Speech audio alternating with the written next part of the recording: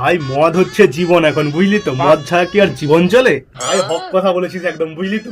তোরা কি বলিস রে? হ্যাঁ ভাই একদম ঠিক বলেছিস ভাই। আমি কিন্তু মদ খাওয়া ছেড়ে দিয়েছি, তবে মাঝে মধ্যে বিয়ারটা চলে। তুই মদ খাওয়া ছেড়ে দিয়েছিস? হ্যাঁ রে, মদ খাওয়া ছেড়ে দিয়েছি, শরীরের জন্যও খারাপ, তাই আর খাই না, বুঝলি তো? তুই কি বলছিস শুনছিস তোরা? ভাই তুই একবারও আমাদের সবার কথা ভাবলি না? তুই মদ খাওয়া ছেড়ে দিলি? তুই একবার ওই দোকানদারটার কথা ভাবলি না? তুই যদি ডেইলি একটা করে বোতল না কিনিস, ওই লোকটার বউ বাচ্চা খাবে কি তুই ভেবে দেখেছিস কখনো? ভাই তোর এই বয়সে মাস্টারদা, সূর্য সেন, নেতাজি সুভাষচন্দ্র বসু সবাই দেশের কথা ভেবে, বসের কথা ভেবে নিজেদের জীবন দিয়েছে, আর তুই নিজের দুটো কিডনি বাঁচানোর জন্য মদ খাওয়া ছেড়ে দিলি? বাহ ভাই বাহ। আরে তুই কি বলছিস তুই এইসব? জানিস জীবনে কত বড় একটা ভুল ডিসিশন নিয়েছিস মদ খাওয়া ছেড়ে দিয়ে? প্রত্যেকদিন নাই বা খেলি, সপ্তাহে 7 দিন তো খেতেই পারিস তুই, নাকি? আরে না ভাই, এটা কিন্তু তুই ঠিক করলি না একদম। তুই জানিস তোর এই মদ খাওয়া ছেড়ে দেওয়ায় কত লোকের রুটি রুজি চলে গেল? তুই জানিস এসব ভেবে দেখেছিস তুই? আরে আমি মদ খাওয়া ছেড়ে দিলে লোকের কেন রুটি রুজি চলে যাবে? রুটি রুজি যাবে না? তুই জানিস তোর একটা বোতল না কিনে ওই দোকানদারের 500 টাকা ইনকাম কমে গেল, ওই দোকানে কাজ করা কর্মচারীর বেতন কমে গেল, যারা মদ বানায় তাদের চাকরি চলে গেল। তুই ভেবে দেখেছিস ওদের কি হবে? আচ্ছা ওদের কথা না হয় আমি বাদই দিলাম, তুই মদ কেনার পর যে চাকনা কিনতিস, জলটা কিনতিস, মদটা খাওয়ার পরে যে বোতলটা ফেলাতিস, ওই যে কাবাডি বালা সে বোতলটা নিয়ে, তো ওদের কি হবে তুই ভেবে দেখেছিস? আচ্ছা আমি ওদের কথাও না হয় বাদই দিলাম, তুই ওই সেই ডাক্তারটা কি ভুল করেছে?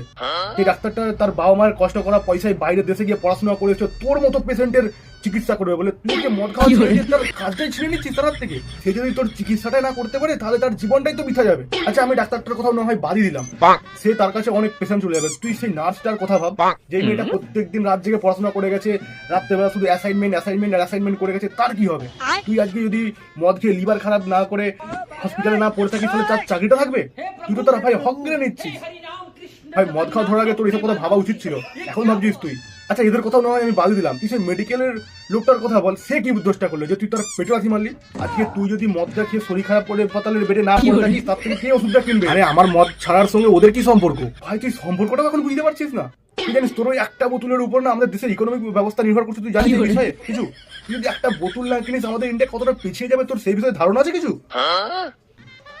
তুই কি চাস আমাদের দেশ পিছিয়ে যাক? আরে তুই কি বলে যাচ্ছিস এইসব? আমাদের দেশ কেন পিছিয়ে যাবে আমি একটা বোতল না কিনলে? আরে ভাই ছাড় না, বাদ দে না। না ভাই বাদ দে, বাদ দে। কেন বাদ দেবো? তুই কি বলছিস তোরা শুনতে পাচ্ছিস না? ভাই তোর এইসব কথা আগে ভাবা উচিত ছিল, এখন ভাবছিস? ভাই মদ খাওয়া ছাড়িস না, সব থেকে বড় সম্পর্ক ভাই বন্ধুর সম্পর্ক, আর তুই সেই বন্ধুত্ব সম্পর্কে ভাই আজকে ভেঙে দিচ্ছিস। তুই জানিস তুই মদ খাওয়া ছেড়ে দিলে আজকে আমাদের কি হবে? কি হবে? ভাই আমরা সারা বছর বাংলায় খাই, তুই যখন বাড়িতে আছিস 1 মাসের জন্য ওই একটা মাস আমরা ইংলিশ খাই। তুই আজকে মদ খাওয়া ছেড়ে দিস, আমরা সেই ইংলিশটা খেতে পারবো? তুই গদ্দারি করছিস বন্ধুদের সঙ্গে। আরে ভাই তুই কি বলে যাচ্ছিস এইসব? তোকে আমি এত করে বুঝলাম তুই তাও বুঝলি না? ওই মোটা ওর পকেট থেকে যা, ওর পকেট থেকে 500 টাকা লেগে একটা বোতল, ওর টাকায় খেয়ে ওকেই আজকে আমি হচ্ছে বুঝাবো সব। যা তাতে যা।